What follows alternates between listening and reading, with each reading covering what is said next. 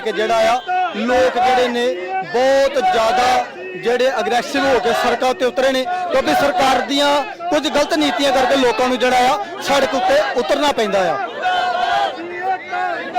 लगातार तुसीं नारिਆਂ ਦੇ ਨਾਲ सुनते पे हो, नौजवान पीढ़ी की जिहड़ी गूंज आ वो सड़कों के उत्ते जिहड़ी निकल के सामने आई है। तुसीं मेरे नाल देखते पे हो मसीही लोक चैनल के उत्ते तुसीं देखते पे हो कि पूरे का पूरा धारीवाल का एरिया जिहड़ा आ कीता जा रहा है। ਅੱਜ ਦੇ ਦਿਨ ਅਸੀਂ ਸਾਰੇ ਮਣੀਪੁਰ ਦੇ ਰੋਸ ਵਿੱਚ ਇਕੱਠੇ ਹੋਏ ਹਾਂ, ਜੋ ਕਿ ਬਹੁਤ ਹੀ ਦੁਖਦਾਇਕ ਘਟਨਾ ਹੈ ਔਰ ਇਸ ਘਟਨਾ ਦਾ ਸਾਨੂੰ ਸਾਰਿਆਂ ਨੂੰ ਅਫਸੋਸ ਹੈ। ਇਹ ਕਿਸੇ ਇੱਕ ਕੌਮ ਇੱਕ ਜਾਤ ਦਾ ਮਸਲਾ ਨਹੀਂ ਹੈ, ਇਹ ਇਨਸਾਨ ਕਤਲ ਕਰ ਰਿਹਾ ਹੈ, ਇਨਸਾਨੀਅਤ ਨੂੰ ਖਤਮ ਕਰ ਰਿਹਾ ਹੈ। ਇਹ ਇਨਸਾਨੀਅਤ ਜਿਹੜੀ ਹੈਵਾਨੀਅਤ ਦਾ ਰੂਪ ਲੈ ਚੁੱਕੀ ਹੈ ਉਸ ਦਾ ਖਤਰਾ ਹੈ। ਸਾਨੂੰ ਅਫਸੋਸ ਹੈ ਕਿ ਇਨਸਾਨ ਨੂੰ ਹੁਣ ਫਿਰ ਦੁਬਾਰਾ ਹੋਸ਼ ਦਿਵਾਉਣ ਦੀ ਲੋੜ ਹੈ। इस करके इस जगह में इकट्ठे हुए हैं ताकि असी एक सूझमान बनीए तो उस जगह तो जो अत्याचार हो रहे ने असी कहने तो हाँ कि सानू नारी का बचाना चाहिए है, बेटी बचाओ तो बेटी पढ़ाओ कहने तो हाँ, पर जो असी करन दी वारी आउंदी है तो असी शरेआम उस जगह में रेप करने हाँ, कतल करवाने हाँ, जात पात के नारे मरवाने हाँ, कौमां नू लड़वाने हाँ, तो यह कित्थों की समझदारी है। सानू अफसोस है कि साडे विच अजे तक जागरूकता नहीं आई, अजे तक असी इंसान की कीमत नहीं समझ रहा। कदे भी कोई तुसी देखा कदे भी कोई शेर नू नहीं मारदा, ना कोई परिंदे नू मारदा है, ना कोई पेड़ नू ढाउंदा है, पर इंसान नू वढ रहा है, इंसान नू मार रहा है। कित्थों दी समझदारी है कि इंसान इन्ना हैवान बन गया, कि सरकारां हैवान बन गया ਜਾਂ ਕੀ ਕੌਮਾਂ ਬਣ ਗਈਆਂ। ਅਸੀਂ ਇੱਕ ਕੌਮਾਂ ਦਾ ਮਸਲਾ ਨਹੀਂ ਹੈ, ਨਾ ਧਰਮਾਂ ਦਾ। ਸਾਨੂੰ ਸਮਝਣ ਦੀ ਲੋੜ ਹੈ ਕਿਉਂਕਿ ਨਾਰੇ ਤਾਂ ਅਸੀਂ ਮਾਰਦੇ ਹਾਂ ਹਿੰਦੂ ਮੁਸਲਿਮ ਸਿੱਖ ਈਸਾਈ ਹਮ ਸਭ ਹੈ ਭਾਈ ਭਾਈ, ਪਰ ਜਦੋਂ ਕਰਨ ਤੇ ਕਥਨ ਦੀ ਵਾਰੀ ਆਉਂਦੀ ਹੈ ਅਸੀਂ ਸਾਰੇ ਹੀ ਵੱਖਰੇ ਹੋ ਜਾਂਦੇ ਹਾਂ। ਇਹ ਬੜੇ ਅਫਸੋਸ ਦੀ ਗੱਲ ਹੈ ਤੇ ਦੁਖਦਾਇਕ ਘਟਨਾ ਹੈ ਕਿ ਔਰਤਾਂ ਦੇ ਉੱਤੇ ਇਨਸਾਨਾਂ ਦੇ ਉੱਤੇ ਅਸੀਂ ਸਾਰੇ ਹੀ ਵੱਖਰੇ ਹੋ ਜਾਂਦੇ ਹਾਂ। ਇਹ ਬੜੇ ਅਫਸੋਸ ਦੀ ਗੱਲ ਹੈ ਤੇ ਦੁਖਦਾਇਕ ਘਟਨਾ ਹੈ ਕਿ ਔਰਤਾਂ ਦੇ ਉੱਤੇ ਇਨਸਾਨਾਂ ਦੇ ਉੱਤੇ चाहे असी धर्म का नाम लैके कतल कर रहे हैं, पर कतल अपने ही देश नूं कर रहे हैं। साडा देश है, असी सब देश की सपोर्ट करते हैं, देश वास्ते असी मेहनत करते हैं, देश वास्ते असी पैसा कमाने, देश वास्ते असी टैक्स दिंदे हैं, सारा कुछ असी देश नूं दे रहे हैं, तो फिर असी देश तो वखरे क्यों किए गए हैं। साडा ये सवाल है कि असी भी देश के सपोर्टर हाँ, देश नूं योगदान दे रहे हैं, असी शिक्षावां का योगदान दे रहे हैं, मैडिकल का योगदान दे रहे हैं और हर एक काम दे विच असी योगदान दे रहे हैं। तो सानू इहो ही उम्मीद है कि साडे इस रोस प्रदर्शन नू एक एंटी विरोधी ना समझा जाए, साडे इस रोस प्रदर्शन नू ये समझा जाए कि सानू जस्टिस चाहिए है, इंसाफ चाहिए है, ताकि असी हर एक इंसान की कीमत ते वैल्यू नू समझ सकीए। मैं इन्ना ही कहना चाहूँगा। थोड़े शब्दों में क्षमा का जाजक हाँ। Major William Masih, hospital administrator. Thank you. और खास तौर पर जिन्हों ने ये गलत काम किए आ, जिन्हों ने औरतों की निंदिया की है, बेइज्जती की है, असी इंसाफ के वजों असी फांसी की सज़ा उन्होंने चाहते हैं। असी चाहते हैं कि उन्होंने घट तो घट जी सज़ा जी फांसी की होवे। और नाल ही नाल मैं कहना चाहता वा कि बड़ी रीह के नाल असी अपने हत्थां नाल वोटां पा के ये बीजेपी सरकार बनाई सीगी और असी चाहते सीगे कि सानू इंसाफ मिलेगा, साडा न्याय होएगा, पर ये तो गंदी सरकार निकली है। और इन्हों को इंसाफ की जोड़े एक जिन्हों के ना रन ना जिदी कन्न है, जिदा ना अपने परिवार हैगा वा, उदों को असीं इंसाफ की मंग की कर सकते हैं। इस करके असीं बेनती करते हैं कि ये जिहड़ियां सरकारां जिहड़ियां और ये सरकार नूं मणिपुर की सरकार नूं भंग कीता जावे और नाल ही नाल राष्ट्रपति जिहड़ा राज जिहड़ा वा वो लागू कीता जावे। ये साडी डिमांड हैगी आ। और नाल ही ये कहांगे कि जिन्हां ने अत्याचार कीता उन्होंने फांसी की सज़ा मिलनी चाहिए है।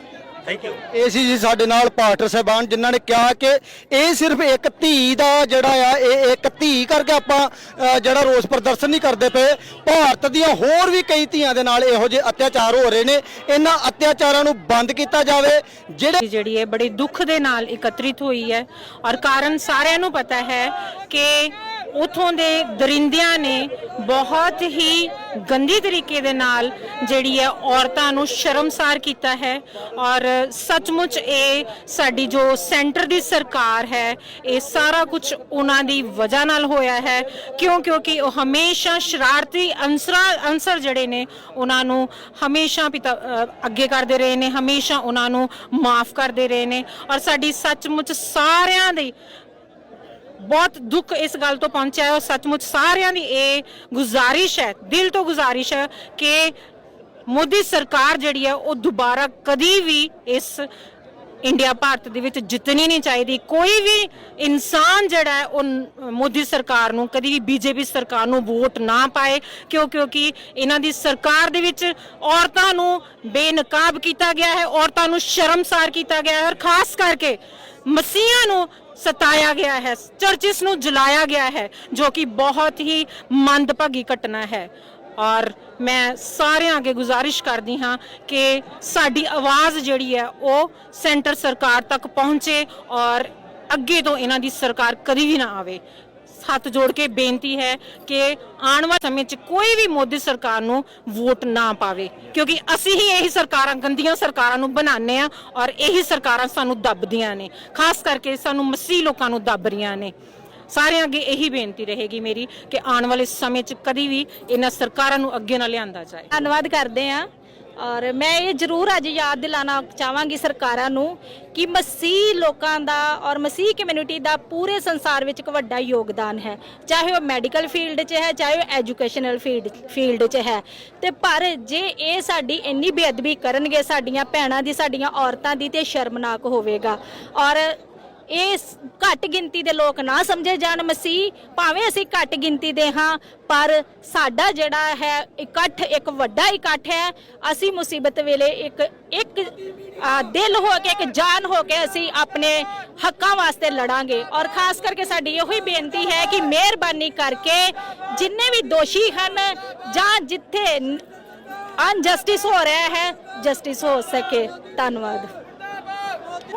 मेरा इत्थे आउण दा और इत्थे बोलण दा मतलब सिर्फ यही है, मैं एक सिख जाति नूं बिलोंग करदी हाँ, पर मैं इत्थे बोल रही हाँ समूह भारत विच जिन्नियां भी वूमेंस ने, जो जिन्नियां भी औरतां ने, उन्हां दे नाल जो दुष्कर्म हो रहे ने, जो भी साडे नाल हो रहा है, असीं ही इन्हां नूं पैदा करदे हां, औरतां ही पैदा करन वालियां ने, फिर यही साडे ते जुल्म करदे ने। साडे देश विच ही क्यों हो रहा है? होरां देशां 'च ते असीं सुणिया नहीं ये सब कुछ, साडे देश विच ही क्यों आ? क्योंकि साडी गवर्नमेंट इस ते स्ट्रिक्ट एक्शन लै ही नहीं रही। जो ये गवर्नमेंट है अगर ये कुछ करन, इदां दी पनिशमेंट दित्ती जाए तां जी डरन कोई इहो जिहा काम करन लगे। वूमेंस ही टारगेट क्यों कीतियां जांदियां ने? असीं वूमेंस घरों निकलदियां असीं सेफ आ, असीं बसिस च, असीं रोड ते, असीं किते भी सेफ नहीं हैगे। इत्थे बोलन मैं समूह वूमेंस दे वास्ते इत्थे बोलन आई हाँ कि प्लीज़ ये गवर्नमेंट नूं कोई एक्शन लैणे चाहीदे हन। भारत का कोई भी सूबा, कोई भी स्टेट होवे, उत्थे वूमेंस सेफ होण, असीं जदों मर्जी ड्यूटी ते जा सकीए, असीं अपनी बेटियां नूं जिथे भी भेज सकीए, इन्नी क सेफ्टी असीं डिजर्व करदियां हैं, क्योंकि असीं इस देश दीयां औरतां आ। असीं सानूं इस देश दी गवर्नमेंट तो ही सानूं सेफ्टी चाहिदी है। सो ये मेरी गवर्नमेंट नूं अपील आ कि कुछ इहो जिहे एक्शन ले जाण कि असीं वूमेंस भी अपने देश विच सेफ फील करिए। Thank you. भारत एक ਇਹੋ ਜਿਹਾ ਦੇਸ਼ ਹੈ ਜਿੱਥੇ ਔਰਤਾਂ ਨੂੰ ਇੱਕ ਪਾਸੇ ਪੂਜਿਆ ਜਾਂਦਾ ਹੈ ਤੇ ਦੂਸਰੇ ਪਾਸੇ ਲੋਕਾਂ ਵੱਲੋਂ ਹੀ ਉਹਨਾਂ ਨੂੰ ਨੋਚਿਆ ਜਾਂਦਾ ਹੈ। ਤੇ ਜਿਹੜੀ ਕੇਂਦਰ ਸਰਕਾਰ ਹੈ ਉਹ ਚੁੱਪ ਕਰਕੇ ਬੈਠੀ ਹੋਈ ਹੈ। ਜਿਵੇਂ ਗ੍ਰਹਿ ਜਿਹੜੀ ਆ ਸੈਂਟਰ 'ਚ ਸਮ੍ਰਿਤੀ ਇਰਾਨੀ, ਉਹ ਬਿਲਕੁਲ ਚੁੱਪ ਹੈ, ਜਦਕਿ ਉਹ ਵੂਮਨ ਵੈਲਫੇਅਰ ਦੀ ਮੰਤਰੀ ਹੈ, ਜਦਕਿ ਉਹਨੂੰ ਅੱਗੇ ਆਉਣਾ ਚਾਹੀਦਾ ਹੈ, ਤੇ ਉਹ ਬਿਲਕੁਲ ਚੁੱਪ ਹੈ। ਤੇ ਜੇ ਉਹਦੇ ਕੋਲ ਕੋਈ ਕੁਐਸਚਨ, ਕੱਲ ਨਿਊਜ਼ 'ਚ ਜਿਵੇਂ ਦੇਖ ਰਹੇ, ਕੋਈ ਕੁਐਸਚਨ ਪੁੱਛਦਾ ਹੈ ਤੇ ਉਹ ਉਲਟਾ ਹੀ ਉਹਨੂੰ ਹੋਰ ਤਾਪ ਚੜ ਜਾਂਦਾ ਹੈ ਕਿ ਔਰਤਾਂ ਬਾਰੇ ਕਿਉਂ ਪੁੱਛਿਆ ਜਾ ਰਿਹਾ ਹੈ। ਉਹ ਖੁਦ ਵੀ ਇੱਕ ਔਰਤ ਹੈ, ਲੇਕਿਨ ਔਰਤ ਦਾ ਦਰਦ ਉਹ ਨਹੀਂ ਸਮਝਦੇ। ਸੈਂਟਰ ਗਵਰਨਮੈਂਟ ਜਿਹੜੀ ਆ ਇਹ ਲੋਕਾਂ ਦੁਆਰਾ ਹੀ, ਸਾਡੇ ਦੁਆਰਾ ਹੀ ਚੁਣੀ ਹੋਈ ਹੈ, ਤੇ ਇਹ ਖਾਸ ਕਰ ਇਸ ਸਰਕਾਰ ਦੇ ਬੀਜੇਪੀ ਦੇ ਹੁੰਦਿਆਂ ਹੋਇਆਂ ਔਰਤ ਸੁਰੱਖਿਅਤ ਨਹੀਂ ਹੈ। ਤੇ ਸਾਡੇ ਸਾਰੀ ਔਰਤ ਵੱਲੋਂ ਇਹ ਮੰਗ ਕੀਤੀ ਜਾਂਦੀ ਹੈ ਕਿ ਇਹ ਜਿਹੜਾ ਮਨੀਪੁਰ 'ਚ ਜੋ ਵੀ ਮੰਦਭਾਗਾ ਹੋ ਰਿਹਾ ਹੈ, ਹੋਇਆ ਹੈ, ਉਹਦਾ ਜਿਹੜਾ ਵਾ ਸਾਰਿਆਂ ਨੂੰ ਇਹੋ ਹੀ ਹੈ ਕਿ ਉਹਦਾ ਜਿਹੜਾ ਇਸ ਵਿੱਚੋਂ ਕੱਢਿਆ ਜਾਵੇ, ਤਾਂ ਕਿ ਇੱਕ ਔਰਤ ਇਸ ਦੇਸ਼ ਦੇ ਵਿੱਚ ਸੁਰੱਖਿਅਤ ਮਹਿਸੂਸ ਕਰ ਸਕੇ। ਅਸੀਂ ਵੀ ਔਰਤਾਂ, ਪਰ ਅਸੀਂ ਆਪਣੇ ਆਪ ਨੂੰ ਸੁਰੱਖਿਅਤ ਮਹਿਸੂਸ ਨਹੀਂ ਕਰਦੇ ਤੇ ਕੇਂਦਰ ਸਰਕਾਰ ਜਿਹੜੀ ਆ ਇਹਨੂੰ ਹਟਾਇਆ ਜਾਵੇ, ਖਾਸ ਕਰ ਮੋਦੀ ਸਰਕਾਰ ਨੂੰ ਹਟਾਇਆ ਜਾਵੇ ਤੇ ਜਿੰਨੇ ਵੀ ਇੱਥੇ ਲੋਕ ਹੈ ਪੂਰੇ ਦੇਸ਼ ਦੇ ਲੋਕ ਜਿਹੜੇ ਆ ਇਹਨੂੰ ਅੱਗੇ ਤੋਂ ਨਾ ਲਿਆਉਣ, ਕਿਉਂਕਿ ਬੀਜੇਪੀ ਜਿਹੜੀ ਆ ਵੂਮਨਸ ਦੇ ਹੱਕ ਵਿੱਚ ਬਿਲਕੁਲ ਨਹੀਂ ਆ। ਇਹਦਾ ਕੰਮ ਹੈ ਵੂਮਨਸ ਨੂੰ ਨੋਚ ਖਾਣਾ ਤੇ ਆਪਣਾ ਰਾਜ ਕਰਨਾ। ਸਾਡਾ ਭਾਰਤ